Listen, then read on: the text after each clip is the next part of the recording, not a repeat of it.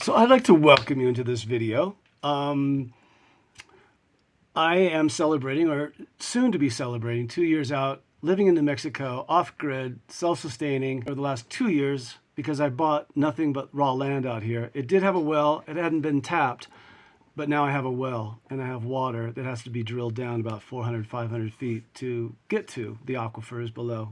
But I've done that, and that was the first move, and then from there it has grown substantially, I think, although it does feel like, you really have to work with the seasons. So you can't go at a frantic pace. And I'm 63 years old, so there's no frantic pace going on in my world, okay? So I'm up at about 6,400 feet elevation in the high desert in northern New Mexico. I love it here. It's April, so we should be well into spring, but we just had a snowstorm the last couple days and it felt like winter again, but that's okay. It will pass. So I want to take you on a tour. I want to celebrate 2 years of being out here, and I make these videos to share things that I learn along the way. All right, out we go. I've been working on this area quite a bit throughout the winter, and it's an entryway or mud room, sort of. Right now that's just kind of messy because I'm using it for storage. But it does protect from the wind. It gives some shade, and it has these beautiful colored lights that I collect. I salvage everything out here pretty much, and these are all from like thrift stores and Habitat for Humanity and places like that. So I try to build with scrap materials, and it looks like this from the outside. So there's the entryway. All of this is a work in progress, and then this is sort of I don't know, it really feels like a sculpture, but I'm creating more shade, and this is an outdoor bathhouse. So there's a bathtub in here that I used to use. Again, everything just looks like a, I don't know, storage facility. Apologize for that, but it is what it is. We're just coming out of winter, and so I've got to kind of clean up and get going. This is my outdoor bathtub. This is what I'm really excited about. You'll see that this sort of canal snakes around to the other side, the south side of the abode. This is only about 4 feet deep, but it's going to give me the opportunity to do a little cooling off in the summer and cold plunge in the winter. And this is my orchard, man. It is hard to grow out here in New Mexico. I'm at about 6,400 foot elevation, and I'm trying to grow fruit trees, so I've got a whole bunch of them. I've got peaches, this is an Asian pear, another pear tree, apple trees, cherry trees, apricots, and I'm probably leaving a couple out, but that's what I'm starting with here. Ultimately, I know it sounds crazy, the goal is to grow citrus trees out here in the desert, and I have a plan. It's going to take a while. I'm 63 years old, so everything kind of takes a while. This is for my chickens, okay? But let me tell you the story, and if you know homesteading, you already know the story, right? Getting chickens this year is no easy task. It used to be just like, go down to your feed store, get chicks in the spring, la-di-da, right? Not this year. The egg shortage, the avian flu, all that stuff has hindered. I mean, like, there's lines of people at your feed store who get there like 5:30, 6 a.m. for the store to open at 8, and everything's gone by 8:15. I mean, that's how it's been. So I don't have any chickens. Built this coop, I built this enclosure, the little run, and I'm just waiting to get my girls. So, a lot of the things that I talk about in these videos, I'm just trying to kind of spread information about, common knowledge to people out here. But if you're in the city and you're thinking about doing this kind of thing, this is the reality. So I want to be able to sustainably grow my own food, raise my own livestock, starting with chickens, hopefully, and moving from there. But this is the view facing west. And it's so beautiful up here. I love it. I feel like I live in paradise. This is my labyrinth. This is what I started with. First thing I did was go and collect rocks. And it's probably one of my favorite things to do out here is to collect rocks and arrange them. And I walk the labyrinth almost every morning. I used to do it every day religiously. I try to get out here and do it every morning. It's a great way to wake the day. I also have other trees that I've planted. That's birch. This is walnut. It's my mini Jeep, man. If you want a little fun in your life and a good little utility vehicle, get one of these. You have to put it together yourself. I think you can probably get it assembled online or whatever, but I did it myself. Not that hard. And these things are so cool. I love it. All right, I showed you that canal snakes around and it comes to this area. So I try to harvest as much rainwater, and we don't get much, and snow as possible. This is at a 30-degree slope. It comes down here, empties into this little pond or fountain, and then the runoff snakes into that little canal down here and into the outdoor bathtub. There'll be a fountain here to circulate the water, a biofilter to keep it clean.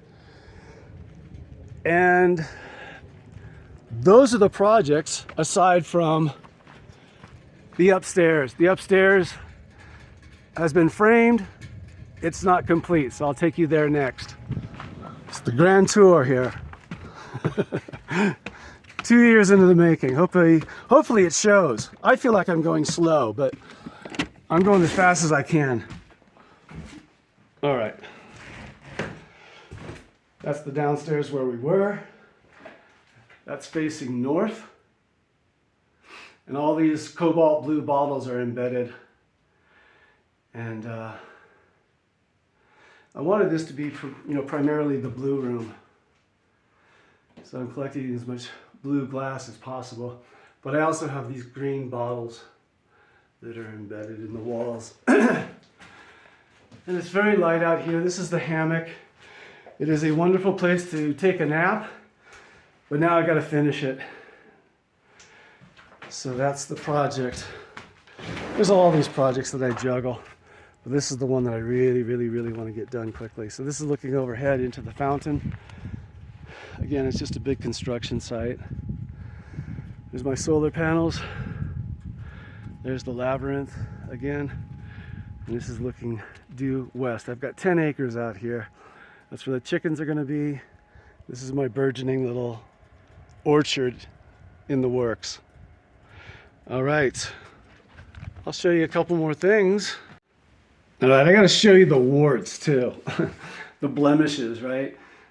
This is not supposed to be there. So we had a snowfall the last couple days, and it seeps under the walls. And this is a puddle that has saturated the floor and then the ceiling below. So I've got to get out here and work on this. And it's been a struggle. All right, one of the last areas I'll show you is another mudroom. This is east facing, so this gets morning light. And yes, it's sort of a utility room where I can keep my tools, and a greenhouse. And I have these plants that I start here. They'll probably stay in here if they do well. This is another little fountain, little catchment there. And mostly herbs, tomatoes, things like that, chard. All my veggies, they got to be protected. You can't plant these guys outside, I'll tell you. Between the rats and the rabbits and the birds, they don't even stand a chance. And then we're back inside. Hi, boys. That's Floyd the cat. And this is the other area. This is south facing, so I can grow things out here that take a lot of sun. And there's aloe, there's jasmine, there's ginger, hibiscus, veggies, and these fig trees are going bonkers. I got about 4 or 5 fig trees and various different kinds of grapevines that I'm starting here. There's an avocado tree somewhere. Oh, right there. Yeah. And that's just throwing a seed down in the dirt. We'll see if we can keep him alive. I hope so. I love avocados. I love growing them too. All right, it's pretty hillbilly out here. This is my little Scamp. I love this thing. But I started, that's my VW van. That's what got me out here, along with this old Penske moving truck that I lived in for the first 6 months, about 7 months out here, before I made the transition into a livable area, which wasn't very livable. It was just 2 shipping containers, not insulated either. 2 very cold shipping containers that I froze my ass off in the first winter out here. Okay, so back out to the path.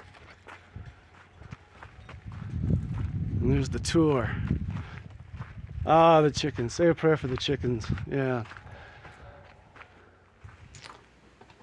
All right, so as I come upon my 2-year anniversary of being out here in New Mexico and being completely off grid and all of that, just unplugging from the Matrix about 5 years ago. That's a whole different story of how or why or when and how, what it looked like. But that's what got me out here. And then I started really looking to relocate from where I was and having a mortgage. By the way, I'm an English teacher, former English teacher. Mortgage, right? The beginning of that word, the root word, mort, means death. Basically, it's a contract until death, okay? There's a lot hidden in the language that we should really take a second look at. And that's one of those words, We just sort of gloss over the meaning of it or the etymology. So 2 years out here, and I have loved it every day. I feel really blessed to be out of that and into this. Having said that, if you're contemplating a move in this direction of being, self-sustaining and you've got that mindset where, good old American values, number 1 at the top of the list is freedom, right? As they try to herd people into 15-minute cities, and they're doing a job of it from many different angles and fronts. And if you are dialed in, you know exactly what I'm talking about. And it's a conscious choice. It's a very intentional choice to come out here and live the way that people used to live as normal. But I will say this, that there does seem to be kinship in making these sorts of moves. It's been happening for a long time. A lot of the old timers out here, they moved from all parts of the world and found this place back in the 1970s. I mean, they're still around here. So that was the first wave of back to nature, back to the earth. Counterculture movement was in the 70s. And I was too young for that, but I remember growing up and being very well acquainted with the Whole Earth catalog and all that kind of stuff. So this is just generational. It just looks a little bit different each generation, but it's really not it's not that different from when Thoreau did his thing, So that's it. Happy 2 years to me. Happy whatever years to you if you're out there doing it and you've been doing it.